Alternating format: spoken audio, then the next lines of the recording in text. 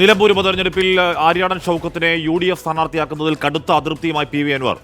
ആര്യാടൻ ഷൗക്കത്തിനെ സ്ഥാനാർത്ഥിയാക്കാൻ തീരുമാനിച്ചാൽ മത്സരിക്കാനും തയ്യാർ എന്ന നിലപാടിലാണ് PV അൻവർ എന്നാണ് സൂചന. ഏതു ചെകുത്താനും സ്ഥാനാർത്ഥിയാക്കാൻ കഴിയില്ല. UDF സ്ഥാനാർത്ഥി വരട്ടെ, സ്ഥാനാർത്ഥിയോടൊപ്പം ഉണ്ടാകുമോ എന്ന് അതിനുശേഷം ആലോചിക്കാമെന്ന് PV അൻവർ പറഞ്ഞു.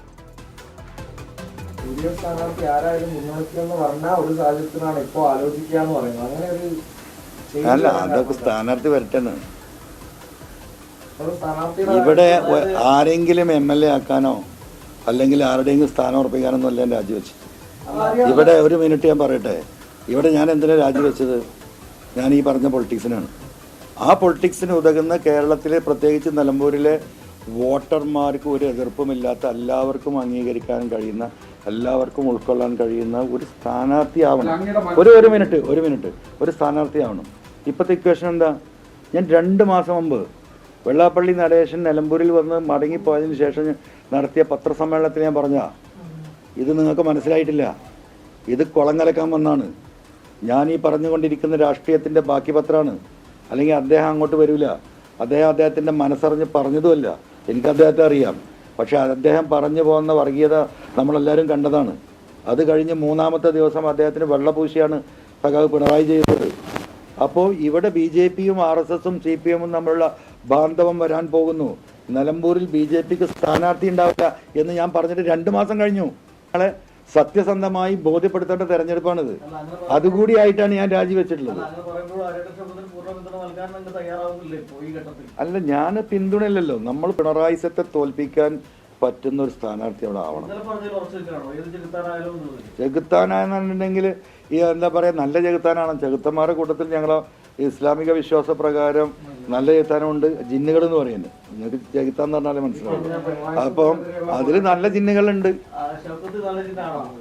അതെനിക്കറിയില്ല. ആര്യാടൻ ഷൗക്കത്തിനായുള്ള നീക്കത്തിൽ കടുത്ത എതിർപ്പാണ് VS ജോയ് വിഭാഗത്തിനുള്ളത്. അതിനിടെ സ്ഥാനാർത്ഥി നിർണയത്തിനായി എറണാകുളത്ത് കോൺഗ്രസ് നിർണായക യോഗം ചേരുന്നു. ദിലീപ് കുമാർ, വിപിൻ സി വിജയൻ, നിതിൻ അംബുജൻ എന്നിവർ ഏറ്റവും ഒടുവിലത്തെ വിവരങ്ങളുമായി ചേരുന്നു. ആദ്യം ദിലീപിലേക്ക് പോകുന്നു. ദിലീപ് കുമാർ, ഇതിപ്പോൾ ആര്യാടൻ ഷൗക്കത്തിനെ പൂർണ്ണമായി ഒഴിവാക്കി VS ജോയ്ക്ക് വേണ്ടി പൂർണ്ണാർത്ഥത്തിൽ പൂർണ്ണ മനസ്സോടെ ബാറ്റ് ചെയ്യുകയാണോ PV അൻവർ? അതോ ഈ സമയത്ത് ഈ ഗഡുവിൽ അൻവറിന്റെ എന്തെങ്കിലുമൊക്കെ UDF പ്രവേശനം അടക്കമുള്ള ആവശ്യങ്ങൾ സാധിച്ചെടുക്കുക എന്ന സമ്മർദ്ദതന്ത്രമെന്ന് കരുതണോ ദിലീപ്? ഹാഷ്മി, PV അൻവറിൻ്റേത് സമ്മർദ്ദതന്ത്രം എന്ന വിലയിരുത്തലാണ് UDF നേതാക്കൾക്കുള്ളത്. കോൺഗ്രസിൻ്റെ മണ്ഡലമാണ്, കോൺഗ്രസ്സാണ് സ്ഥാനാർത്ഥിയെ നിശ്ചയിക്കേണ്ടത് എന്ന അഭിപ്രായം ഘടകകക്ഷികൾക്ക് പൊതുവെയുണ്ട്. വിജയസാധ്യതയുള്ള ഒരു മണ്ഡലത്തിൽ ഈ നിലയിലുള്ള അഭിപ്രായ പ്രകടനങ്ങൾ നടത്തി ഇടതുമുന്നണിക്ക് വിജയത്തിനുള്ള ഒരു വഴിയൊരുക്കുകയാണ് ഇപ്പോൾ PV അൻവർ അനവസരത്തിലുള്ള ഇത്തരം പരാമർശങ്ങളിലൂടെ ചെയ്യുന്നത് എന്ന വിലയിരുത്തലാണ് ഘടകകക്ഷി നേതാക്കൾക്കുള്ളത്. ഏതായാലും കോൺഗ്രസ് ഇപ്പോൾ സ്ഥാനാർത്ഥിയെ പ്രഖ്യാപിക്കാൻ പോവുകയാണ്. ഇന്നു തന്നെ കോൺഗ്രസിൻ്റെ സ്ഥാനാർത്ഥി പ്രഖ്യാപനം ഉണ്ടായേക്കുമെന്നാണ് സൂചന.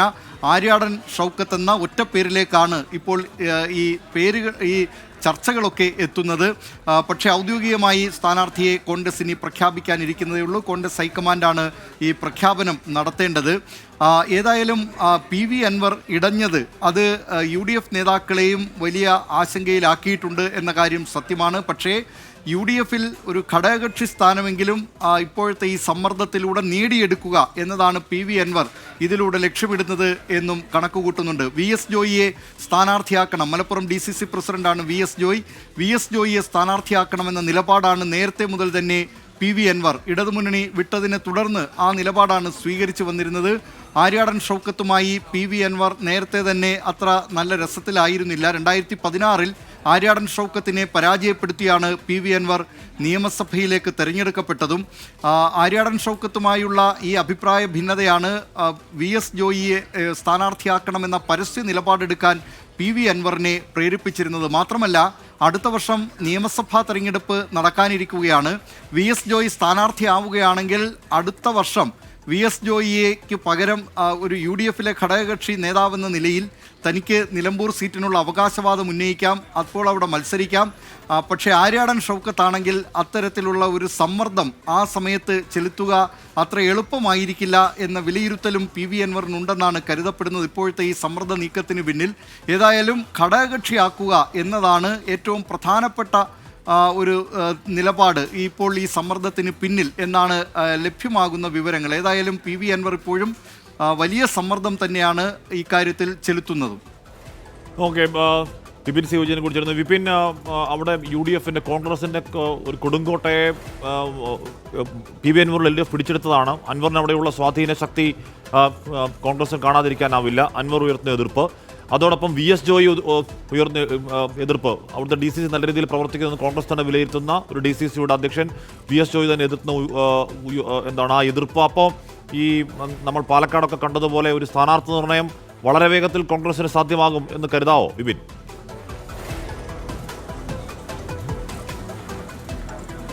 അശ്മി, അതൊരു അനായാസമായി നടക്കാവുന്ന ഒന്ന് എന്നുള്ളതിൽ നിന്ന് ഇപ്പോൾ മാറിയിരിക്കുന്നു. ഈ അവസാന നിമിഷത്തേക്ക് വരുമ്പോൾ അത് കുറച്ച് പ്രതിസന്ധിയിലേക്ക് പോകുന്നു. ചില ഭിന്നസ്വരങ്ങൾ വരുന്നു എന്നുള്ളത് തന്നെയാണ് നമുക്ക് കാണാൻ കഴിയുന്നത്. ഞാൻ നിൽക്കുന്നത് ആര്യട ഷൗക്കത്തിൻ്റെ വീട്ടിലാണ്. ഇവിടെ ഇതാ ഇപ്പോൾ നമുക്ക് കാണാവുന്നത് പോലെ തന്നെ നേതാക്കളൊക്കെ എത്തിക്കൊണ്ടിരിക്കുകയാണ്. ഇവിടുത്തെ പ്രാദേശിക നേതാക്കളും ഒക്കെ എത്തിക്കൊണ്ടിരിക്കുന്നു.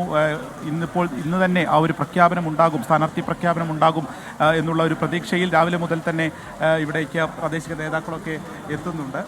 ഇപ്പോൾ യൂത്ത് കോൺഗ്രസിൻ്റെ സംസ്ഥാന നേതാവായിട്ടുള്ള ആസാദ് നമ്മോടൊപ്പം ചേരുകയാണ്. എങ്ങനെയാണ് ഇപ്പോൾ ആര്യട ഷൗക്കത്ത് തന്നെ ആയിരിക്കും എന്നുള്ളതാണോ നിങ്ങൾ പ്രതീക്ഷിക്കുന്നത്?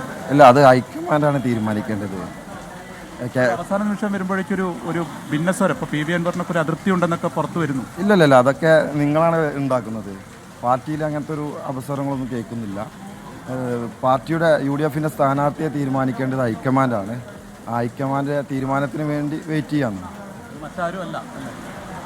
അല്ല, അത് പാർട്ടി ഏതാണ് തീരുമാനിക്കുന്നത് നമുക്കറിയില്ല. അത് നേതൃത്വമാണ് തീരുമാനിക്കേണ്ടത്.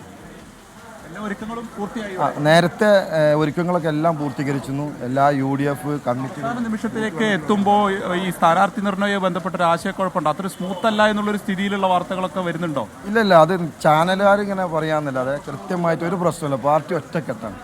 പാർട്ടി ഒറ്റക്കെട്ടാണെന്ന് തന്നെ ആവർത്തിക്കുകയാണ് ഇവിടുത്തെ നേതാക്കളും. അപ്പോൾ നിരവധി പേരാണ് ഈ നിലമ്പൂരിലുള്ള ആര്യട ഷൗക്കത്തിൻ്റെ വീട്ടിലേക്ക് എത്തിയിരിക്കുന്നത്. ഇപ്പോൾ താനല്ല സ്ഥാനാർത്ഥി എന്നുണ്ടെങ്കിൽ പോലും തൻ്റെ പിതാവിൻ്റെ ആ ഒരു ഓർമ്മകൾ, അത് ഈ അത്തരത്തിലുള്ള വൈകാരിക ഭൂമിയാണ് നിലമ്പൂർ എന്നുള്ളത് കൂടി പറഞ്ഞു വയ്ക്കുന്നുണ്ടായിരുന്നു ഇന്ന് രാവിലെ ആര്യട ഷൗക്കത്ത് നമ്മളോട്.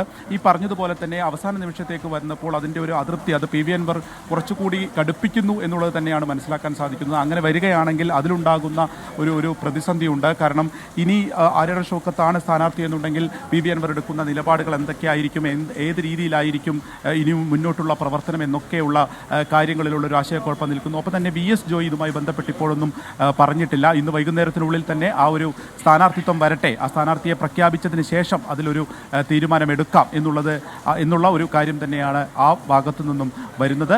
എന്തായാലും അവസാന നിമിഷത്തേക്ക് വരുമ്പോൾ UDF-നെ സംബന്ധിച്ച് ആ ഒരു 2 പേര്, അതായത് കഴിഞ്ഞ ഒരു 2-3 മാസമായി കേൾക്കുന്ന 2 പേര് മാത്രമായിരുന്നു. അതിൽ ഒറ്റ പേരിലേക്ക് എത്തി, ധാരണയിലെത്തി. 24 മണിക്കൂറിനുള്ളിൽ ആ ഒരു പ്രഖ്യാപനം ഉണ്ടാകുമെന്നൊക്കെ പറഞ്ഞത് അത്ര അനായാസമാകില്ല എന്നുള്ളത് തന്നെയാണ് വിവരങ്ങളുള്ളത്. കാരണം ഇന്നത്തെ പ്രസ് മീറ്റിലാണ് തനിക്ക് ചില ഉറപ്പുകളൊക്കെ UDF-ന്റെ ഭാഗത്തു നിന്ന്, പ്രത്യേകിച്ച് കോൺഗ്രസിൻ്റെ ഭാഗത്തു നിന്ന് അൻവറിന് നൽകിയിരുന്നു. പക്ഷേ അതൊന്നും നടപ്പാവുന്നില്ല, അത് മുന്നണി പ്രവേശനം ഉൾപ്പെടെയുള്ള നടപ്പാവുന്നില്ല എന്ന് കാണുമ്പോഴാണ് ഈ സ്ഥാനാർത്ഥിയെ ചൊല്ലിയുള്ള അവസാന നിമിഷം അതിലൊരു എതിർപ്പ് ഇപ്പോൾ പ്രകടിപ്പിച്ച് PV അൻവർ മുന്നോട്ട് വരുന്നത്. അത് വരും ദിവസങ്ങളിൽ തുടർചലനം ഈ ഉപതെരഞ്ഞെടുപ്പിനെ സംബന്ധിച്ച് ഉണ്ടാക്കുമെന്നുള്ള കാര്യവും തീർച്ചയാണ് അശ്മി. ഓക്കെ, ഇപ്പോൾ രാജീവ് ചന്ദ്രശേഖരന്റെ പ്രതികരണം വരുന്നു. നിലമ്പൂരിലെ അനാവശ്യ തെരഞ്ഞെടുപ്പാണ്, എന്തു ചെയ്യണമെന്ന് ഇന്ന് തീരുമാനിക്കും. NDA യോഗം ചേരും. BJP സംഘടനയിലെ പ്രശ്നങ്ങളില്ല, BJP ഒറ്റക്കെട്ടാണെന്ന് പറയുന്നു. അപ്പോൾ അനാവശ്യ തെരഞ്ഞെടുപ്പാണെന്ന് പറയുമ്പോൾ BJP സ്ഥാനാർത്ഥി നിർത്തുന്നില്ല എന്നതിലേക്ക് തന്നെ കാര്യങ്ങൾ പോകുന്നു എന്ന് വേണം മനസ്സിലാക്കാൻ. അങ്ങനെയെങ്കിൽ അത് LDF UDF നേർക്കുനേർ മത്സരമായി മാറും. BJP വോട്ടുകൾ എങ്ങോട്ടേക്ക് പോകും എന്ന ചോദ്യം അവിടെയുണ്ട് രാജീവ് ചന്ദ്രശേഖരൻ.